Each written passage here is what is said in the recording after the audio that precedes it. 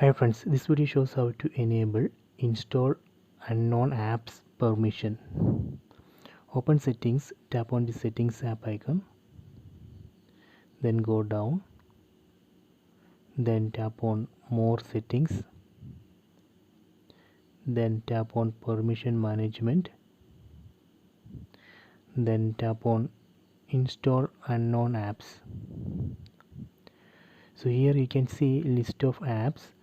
From this list we need to select the app for which we need to give permission to install unknown Android APK files. So let me select Google Chrome browser. So I am going to enable this allow unknown apps to be installed. So now I enabled this option for Google Chrome. Now using Google Chrome browser we can download unknown Android APK files and install it without any restrictions.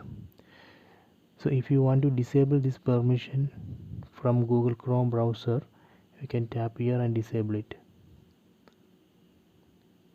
So this way we can enable or disable install unknown apps permission.